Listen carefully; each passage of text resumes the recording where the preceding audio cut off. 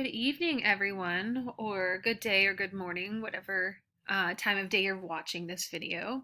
I assume most of you won't be watching it after you do your workshop, but because you may be a little tired. But because workshop was taking place remotely, and this will take place a few times this semester, we'll have workshop remotely, and then I will prepare a few segmented lectures to cover the content that we have planned for that evening. This way, you guys aren't doing the Zoom workshop and then having to physically come into class, or doing the Zoom workshop and then having to Zoom afterwards, because some people may take longer than others in their workshop. So, anyway, that's my overview. But next week, we're going to be watching Ingrid Goes West, directed by Matt Spicer, written and directed, excuse me, by Matt Spicer. And so you'll see under the modules tab, and actually let me just do that real quick since I'm already in this screen recorder.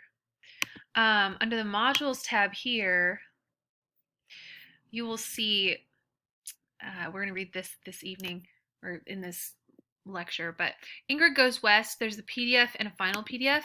I'd like for you to read both of these scripts. They're not as long as Into the Wild, not even close. They're 120 pages. This first one, though, with the date of 11/10, this is the rough draft. And then if we go back again to the module, this is the final draft. And I'd really like for you to read both of them.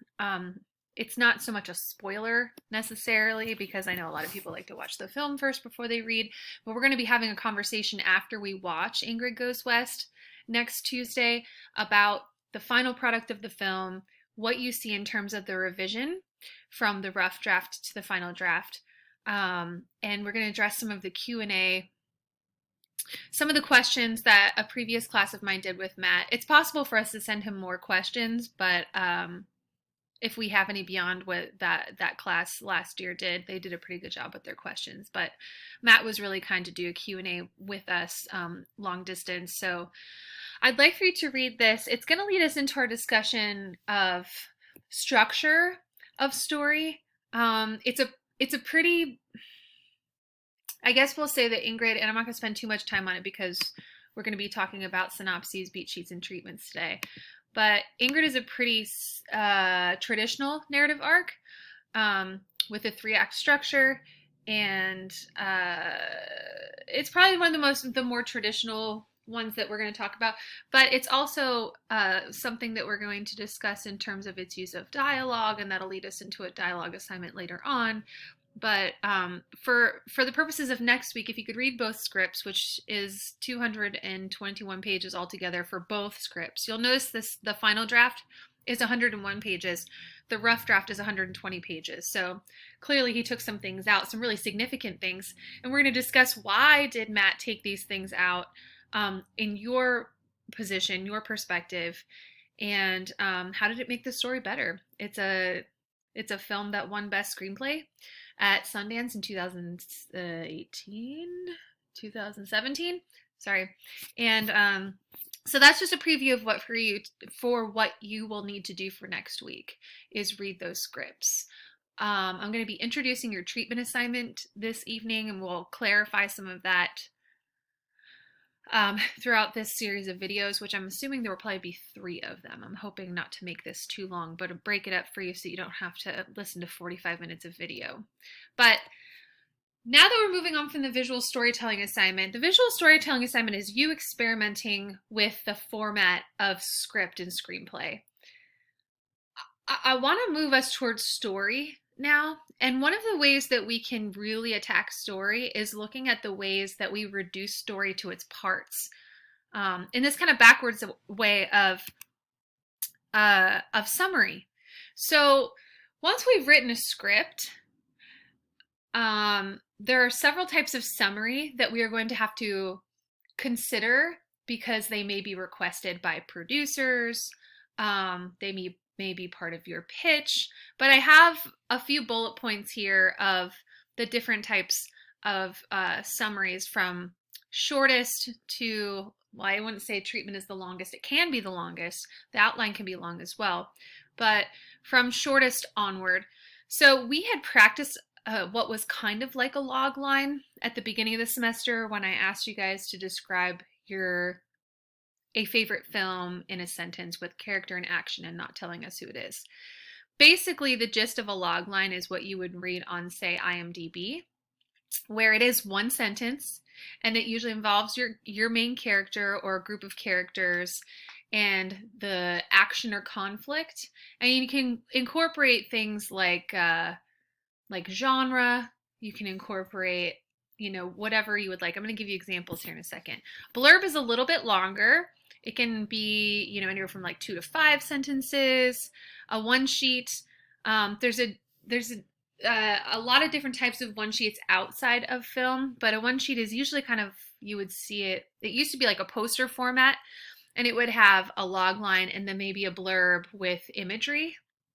A synopsis is just like a summary, and a synopsis can be anywhere from, one paragraph to a page and a half. A beat sheet is what we're going to be looking at in broken down in the next. I'm so sorry, I'm tripping over my words. I would perfect this video if it wasn't just for this one night, but that we're not going to be meeting. But the beat sheet, we're going to break down the different beats of a film, and that will help us understand the outline of a narrative and the treatment. So I have on here the type of summary you'll need will depend on the producer director's needs. Some of the terms are used interchangeably, but I'm going to try and speak about them in an industry standard for you. So here's an example of a log line. If we look at American Beauty, we'd see this is from IMDb. A sexually frustrated suburban father has a midlife crisis after becoming infatuated with his daughter's best friend. There should be a quotation mark there. So we get the character and we get the crisis. We don't really get the outcome. That's not as important as what the character desire crisis is.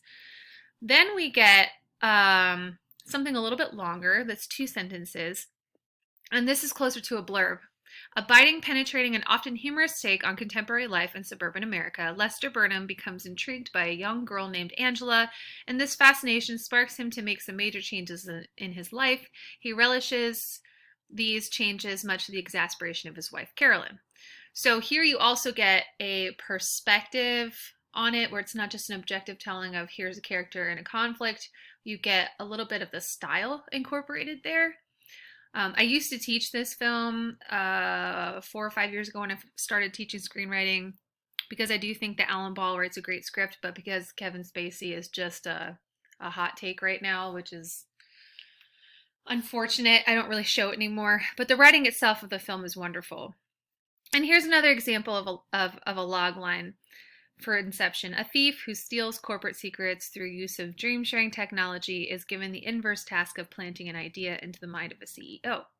So what is the purpose of these? Well, on the one hand, when you can reduce your story to its character and the character's dramatic need and some aspect of the setting or the genre, it really helps with advertising, but it also helps you understand your own story as you're writing your story. What is my character? What is their desire?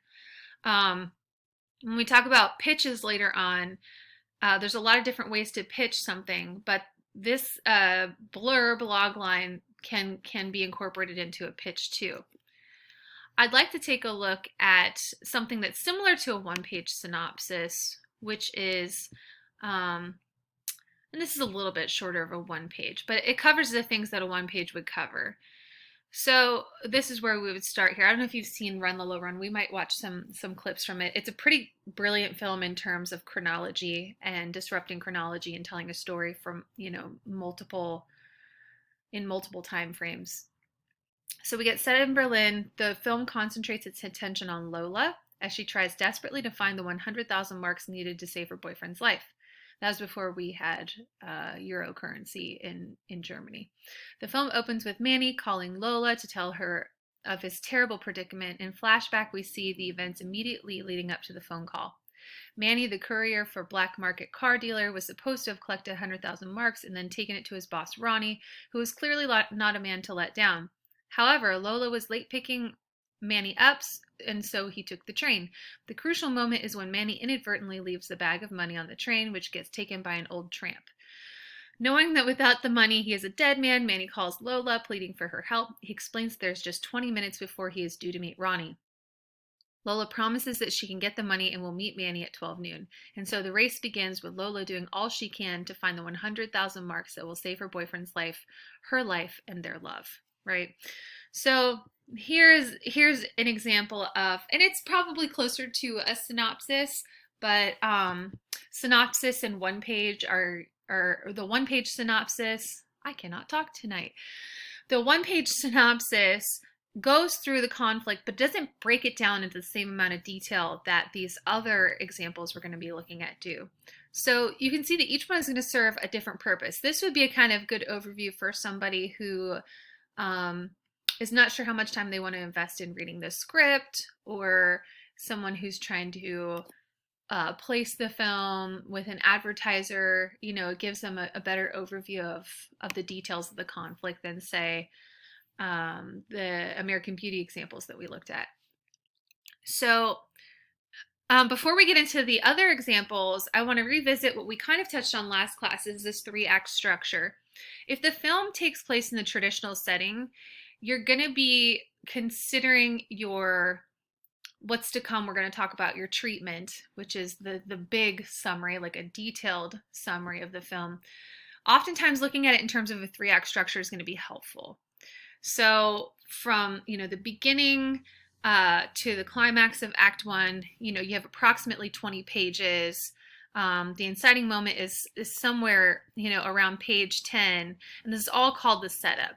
And the climax of Act 1 takes the story in a completely different direction. And again, these page limits are, these page markers are flexible. When we talk about Ingrid Goes West, we're going to break down the 3-act structure of that film. And so then Act 2 has its own climax. It's the midpoint of the film. I'm sorry, the midpoint of the film and then climax of Act 2. And then look how short Act 3 is, really, really short. And then these obstacles and denouement, the resolution. So it's broken up into setup, confrontation, and resolution, as Sid Field has broken it up. And this helps you understand then how you would move through, we're actually going to skip this one right here. How you would move through, oh, I have my stuff out of order. This is beautiful. Okay, let me go back. Of how you would move through a traditional narrative. So we're going to look here at Eternal Sunshine. And I know I'm going to be running out of time in about 2 minutes here, so I'll probably give you this link. But this, I love Writer's Digest because it helps people in multiple genres look at writing, and it's going to give me all these pop-ups too. But what the writer has done here, Chuck Sambucino, he writes a lot for Writer's Digest. He gives a fiction summary of the film. And the fiction summary that he gives, and I'll link this to you guys so I don't have to read it to you out loud. The fiction summary that he gives is a little bit longer than the last synopsis. But he walks through an otherwise extremely complicated chronology. And it's not your typical 3-act structure in terms of the way, it's not your typical 3-act structure in terms of the way the film is laid out chronologically.